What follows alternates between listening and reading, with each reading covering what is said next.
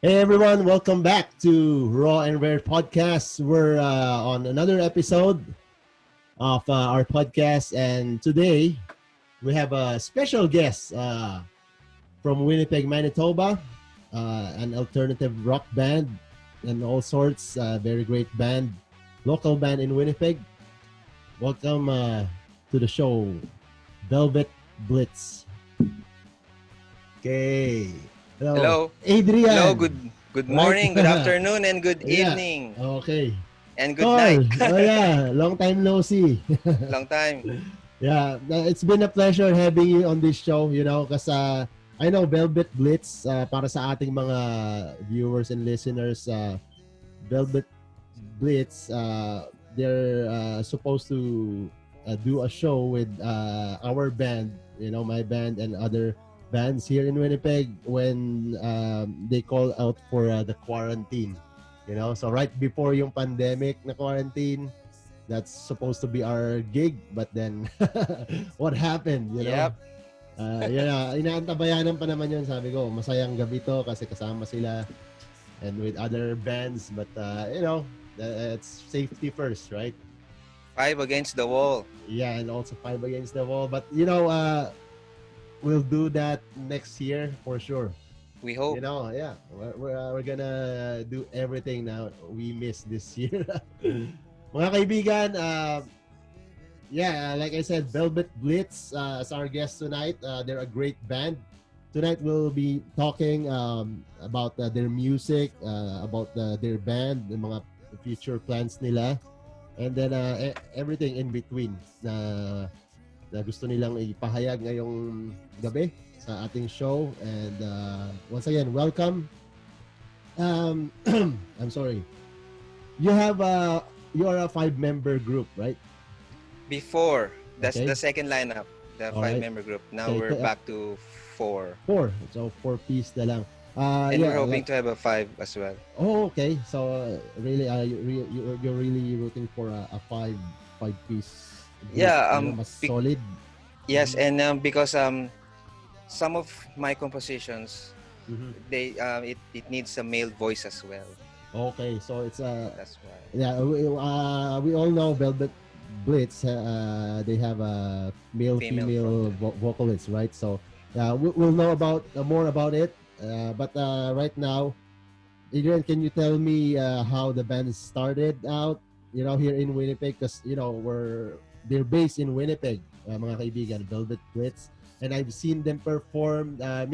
It's probably 2 years ago, or not even. Last year. Just last year, I've seen them in a couple of gigs, outdoor gigs here in Winnipeg, and then I thought, oh, this one's this band's got character, because it doesn't have to be monotone ang lahat ng banda na lahat ng banda kailangan magkakaparehas kayo to get along. It doesn't have to be like that. Variety is very important din. I saw Velvet Blitz, and then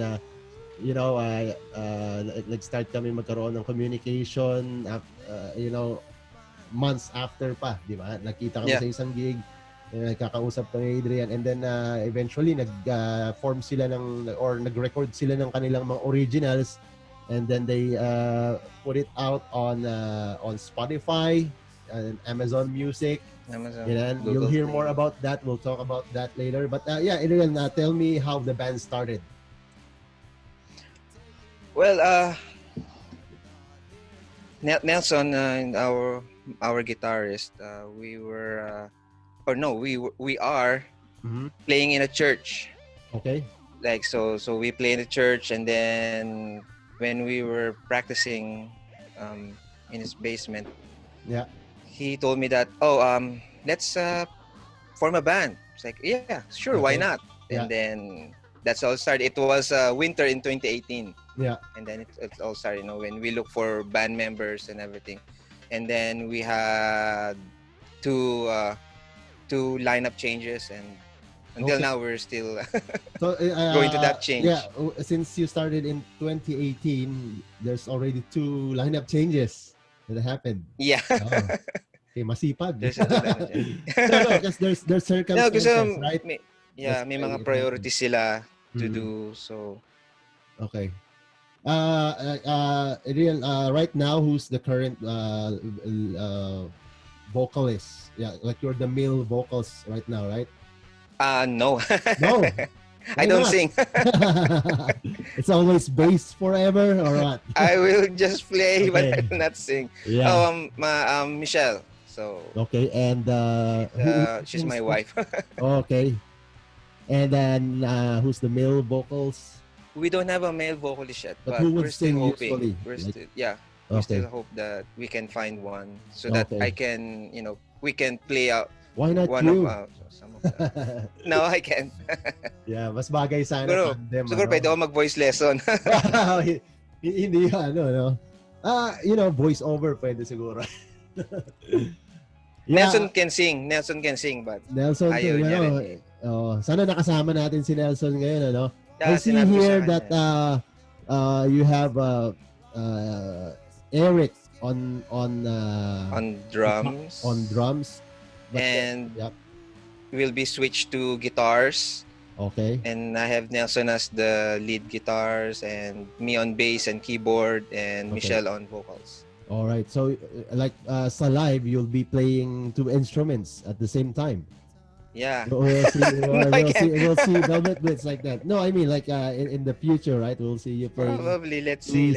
Guitars at the same time. Yeah. Nelson is telling me to play the keyboards and they will look for a bass player. Right? Oh, okay.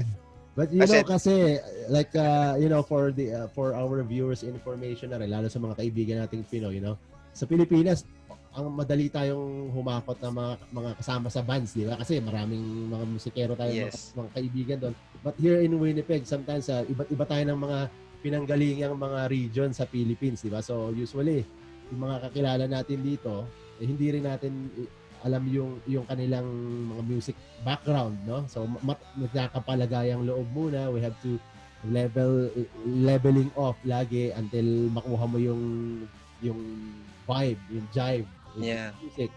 Tama. So, ang hirap kumuha ng mga band members ko minsan, di ba? Naranasan nyo yon sa Velvet Blitz in the past 2 years lang. Yeah, si Tom galing sa Kijiji post. Okay, parang And also Eric. Oh. And also Eric. So we were looking for a drummer, di ba? Before. Yeah.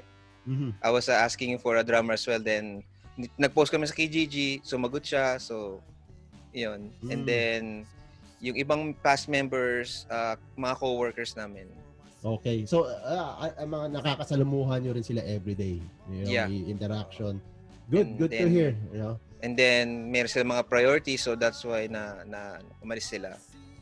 Okay, yeah. Which is understandable naman dito. Like, para maintindihan din ng mga viewers natin, from the Philippines, kasi actually ito yung gusto nating i-present dito sa podcast is how we live every day here as musicians, right? As local artists.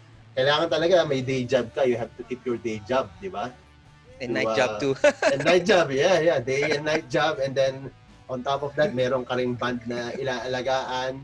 Yeah. At kasi meron tayo yung artist side natin is gusto natin i-pursue talaga yung music, di ba? But here we are juggling, between music and day job and overtime and everything.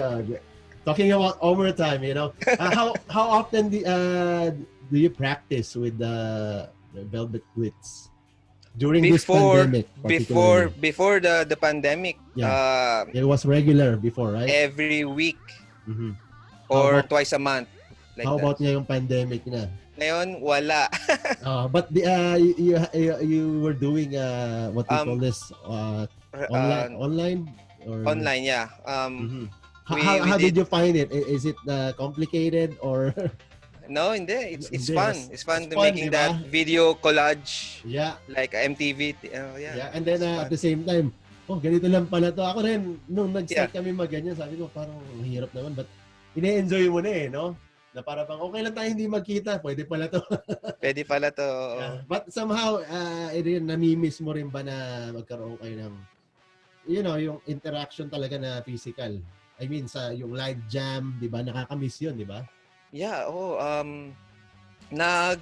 nag-usap din kami na kung kailan pwede mag-practice and yung time na laging 0 cases for 2 weeks, so Yeah. nag-iisip na kami mag-practice. Yeah. And then every And time then- you're gonna do it, may case na susulpot. And diba? then biglang nag-shoot up sa second Yeah, wave. So hirap, no? okay, so ano muna, delikado muna kasi may mga Safety kids din first. kami. Yeah. Oo naman, syempre. Kasi eto nga, nakita natin our conversation with other local bands na kakilala rin natin dito sa Winnipeg. Yun nga din, ganun, mas more on virtual na rin ang kanilang ang practice, mga rehearsals. Kasi sabi naman nila, wala naman talaga tayong nilulook forward to na live gigs out there. Yes. So let's that's right. just enjoy the moment. Whenever we can do virtual jam, then why not? It's like you said, it's fun, a new environment, then and a lot to learn. Na masayang matuto ka rin ng mga bagong mga bagay. Yeah. But then at the same Like time, recording. and recording too. I notice a lot, like yung mga kaibigan ko sa Philippines, marami na ring nag-venture sa yun nga, yung mga home recording, di ba? Yeah. Parang nagsulputan na kung dati, walang masyadong hilig yung mga tao ngayon, walang option eh. This is the only way we can connect with each other to do our, your passion. Then you have to get all these recording equipments. Mhm. So halos lahat na may recording equipments kasi virtual na ngayon, di ba? Yeah. But And Adrian, so masasabi mo ba during the pandemic, it's parang siguro a blessing in disguise, no? Since na-quarantine ang karamihan sa atin, did you find it okay quarantine, since wala naman akong ibang pupuntahan, bahay, work home, gano'n lang tayo. Did you find it an advantage para sa songwriting nyo rin? Yes, sa amin case or sa aking case, Yeah. mas alam mo yung may time ka na magsulat, gumawa ng kanta, and then yung hindi mo nahahanapin yung availability nila. Yeah. Na okay, like example, so nagsusulat ako, then gagawa ako ng melody, and then i-record ko siya through sa bass, and una muna drum track. Yeah. So hanap ako drum track. So para Yeah. siyang metronome ko. Yeah. So drum track, beats per minute, and then lalagay ko yung bass, and then lalagay ko yung keyboard, and then papakantahin ko kay Michelle. Okay. And sesend ko siya kay Eric for the drums. Okay. Kasi kailangan namin makuha muna yung drums. Yeah. Yeah. So then so si Eric naman gagawin drum track, then i-send uli sa akin. Yeah. Send ko na kay Nelson for the guitars. Yeah. And mixing and mastering, and then yun na. Nice. Diba? So yun the yung process, kumbaga, no? yeah. So na hindi mo na kailangan yung availability na kailan tayo magmi-meet, kailan tayo magre-record. So as long na ready rin sila with their equipment, Yes. no? Yeah. Yeah. Yeah, see, that's what we're telling the audience no na yung passion ng artist during this pandemic, hindi naman siya what do you call this, namatay eh. Nagbago lang tayo ng estilo kung paano natin i-pursue yung passion natin. New process. The process nag-change lang, but the song remains the same. Ika nga, di ba? Yung pa rin, the main objective is to maka-create tayo ng art ng song at the end of the day, di ba? Kahit na yeah. And then so for our viewers information din, Velvet Blitz meron silang latest EP na nilabas or album. Right, single, third single. Yeah, but okay. You have released the first My Fallen back, Angel. Right? My Fallen Angel. This was the very first single. But ginawa niyo siya hiwa-hiwalay, Why not an EP? Why not an album? Kasi we noticed na release siya in different times. Yes. What was the anong iniisip niyo behind that? Yung My Fallen Angel, gawa na siya for the April 4th gig natin. Okay. That will be what our lineup is. Sana. Yeah. Our lineup will be na 3/4 non original and a quarter cover songs. So Yes. one of them is My Fallen Angel. So Okay. gawa na siya pero hindi siya recorded Yeah. na yung properly recorded. So nasa phone lang siya.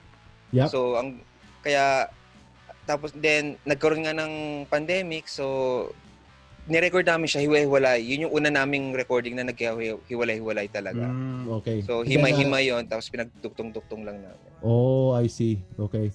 And then that was at that time who was still singing for Velvet Blitz? For that April, si Nikki. Okay, Nikki was dapat nun, yeah, she's still here, but then she left for she left and she will be going to Mexico for to study. Okay, so schooling, right? Okay. Yeah. Oo. And then yung April 4 na yon, yung birthday niya yun. Oh, really? That should Talaga, be ang ganda sana, no? Pata birthday farewell gig. Yeah, farewell gig, birthday and everything, and but then pandemic happened. No? But then things turned out well. It worked out well naman after, like we always turn, yung mga supposed to be bad things, we can always turn it to good things, right? Yeah, good things is na natuto kami mag-record. Yeah, and then nagsulat pa ng marami ng mga marami and then plano. Meron kami mga ginagawa ngayon na on process pa. So okay. Kulang-kulang pa. Kulang-kulang pa ng mga tracks. So, yun lang. Yeah. So, there's Fallen Angel, Love is Strange, and... Love is Strange is the third single. The second single is Habilin, okay. Tagalog song. Thinking about that, there's a Tagalog one. I forgot. It's Habilin. And all these are available on Spotify. Amazon, Google Play, okay, Deezer, iTunes, Apple Music. Okay, so all the streaming platforms out there available na siya ngayon. Streaming platform, yeah. And then, did you produce any physical copies yet? Oh, no. Right now, we cannot do that. Yeah. Kasi bawal maghawakan ng Yeah. So physical, may physical. Probably in the future sa high-low recording. Okay. Matagal na yata kayong hinihintay nun eh. Yeah. Sinusulatan na kami eh. Ganun ba? Oo. Mukhang yata close for siya eh. For close pa. Kasi, yeah. Well, yeah, like yung singles ninyo, is there do you have any plans on like releasing these like are you planning on doing a release show as in the future, like we do before, right? Normally kasi dito po sa Winnipeg, I know kahit sa Pilipinas ganyan naman tayo pag may mga bagong releases tayo, nagkakaroon tayo ng launching, right? Like, yes. We're there to play live. Do you plan on doing that, Yeah, after pandemic? Yeah, after pandemic, if everything's okay, if we can perform now, we will do that. Yeah. Okay. Kasi it's we'd love to open for you. I'm always telling Adrian, Tol, pagka kayo, launching kayo, front act nyo kami ha. Hindi, kami ang front act nyo. Oo, sa susunod. Oo nga, no? Pero maglo-launch kayo ng November. Oo nga, pero wala rin eh. Sabi ko nga, lang tayo. Dito na lang tayo sa sa Jam Space mag-launch. Yung mga ganun. Oo nga, no? Baka pwede mag-front act din, no? Total video lang naman yan. Let's talk about it, man. Good idea. Yeah. Di ba? Iniisip din namin yan. Yung iniisip namin live show and then we'll upload it. Pero kulang kami sa gamit para mag-live show. I mean, yung mga mics and those things. Yeah.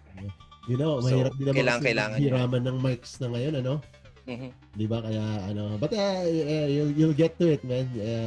Like we could see Velvet Blitz, it's they're writing songs, like everything that a band normally is doing, ginagawa nila. Nothing has changed. Ika nga, nagbago lang yung proseso, but andyan pa rin Velvet Blitz. You're supposed to, naiisip ko last year, Velvet Blitz, this band will be a hit, before pandemic, right? Kasi nakikita ko, sipag nila Adrian, intact sila dati, talagang nakikita ko. And then, we had plans, right? for the band, my band, Velvet Blitz, and other bands na mga kasama namin dito sa eksena. And then before the pandemic, right? But then we had to reroute, to Yeah. regroup, right? Para iplano na naman ulit yung journey ng mga banda natin. One more thing, could you tell us about the single that you released, Fallen, or no, May this Fallen is Love is Fallen Strange. Love is Strange. I mean, what's the song about?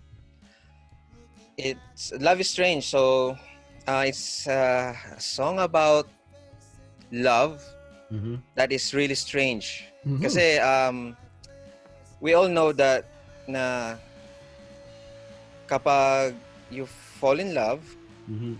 you'll do everything, Okay. even if it hurts a lot, right? Mm-hmm. So you know that it will hurt. Emotional tayo ngayon. Yeah, you know that it will hurt, but Mhm. you still want to be loved or loved. Okay. So that's why naisip ko, oh, love is strange. Okay, ganun nga talaga eh. Very mysterious eh. Hindi mo may Mysterious, yeah. paliwanag, but andun siya. Nasaktan, alam mo masasaktan ka eh, pero gusto mo pa rin. Alright. So, kanta ba siya about heartbreaks din? Maririnig Kan- natin. Yeah, siguro for me, kanta siya na parang may galit. Oh. May galit na, parang may galit sa Mhm. sa love or Okay,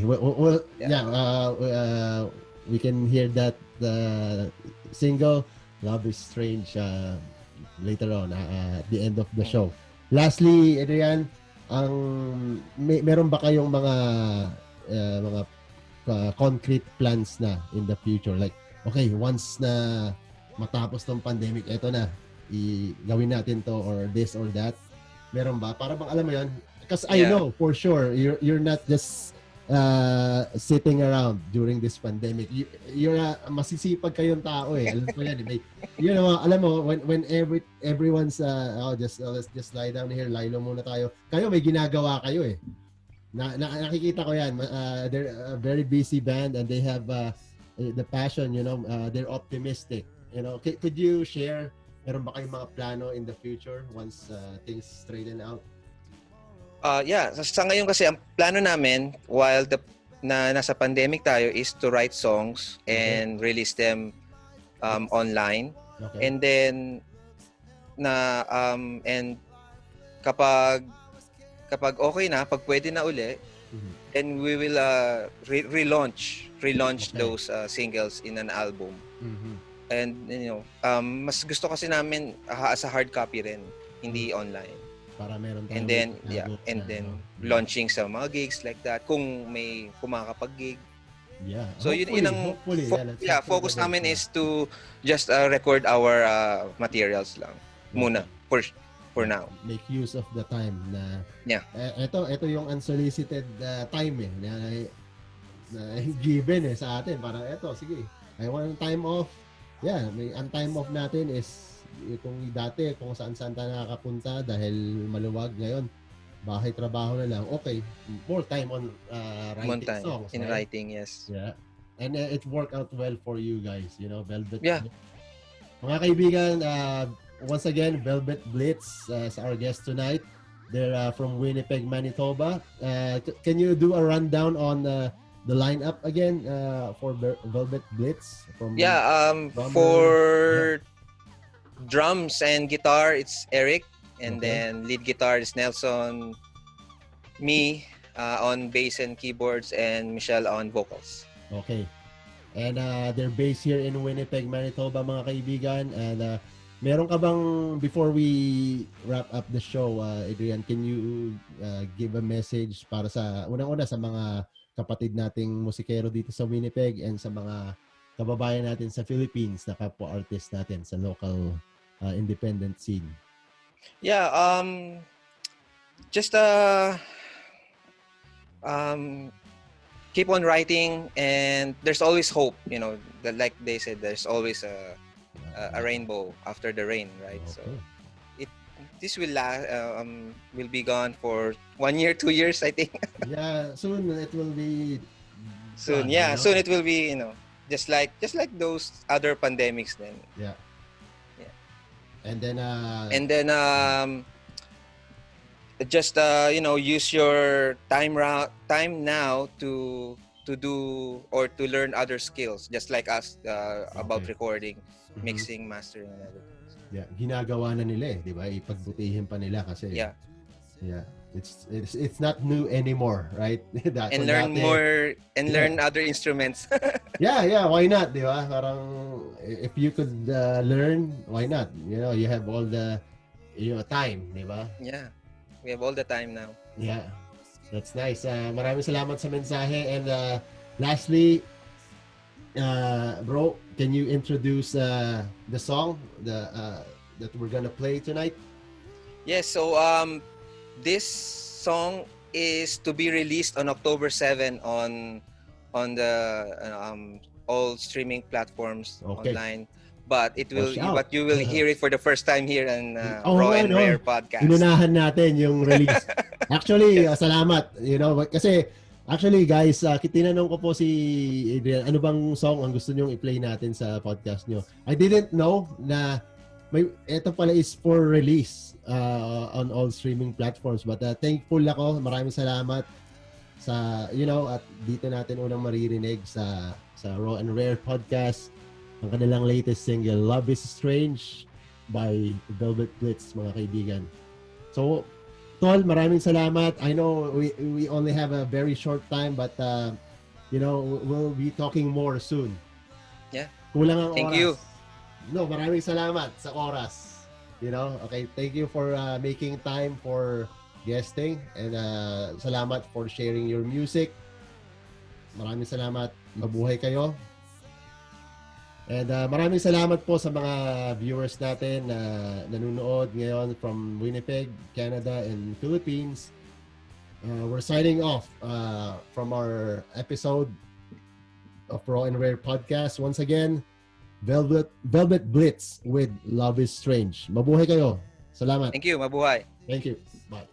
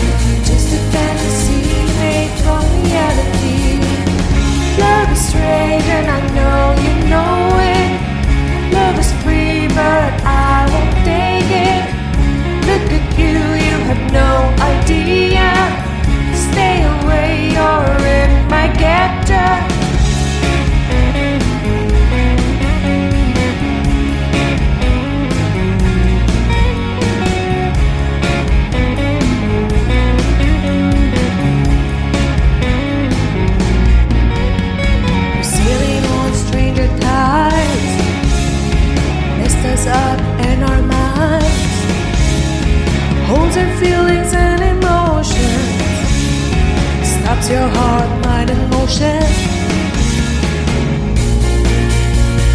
Just a fantasy made from reality. Just a fantasy made from reality. Love is strange and I know you know it.